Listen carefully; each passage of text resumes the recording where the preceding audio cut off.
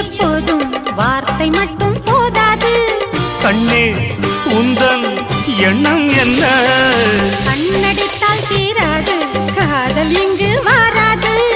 என்னை தந்தே இன்னும் என்ன? பெண்மை என்றால் வீரனுக்கே மாலை தந்துவிடும், வீரமுள்ள கைகளுக்கே சேலை தந்துவிடும்.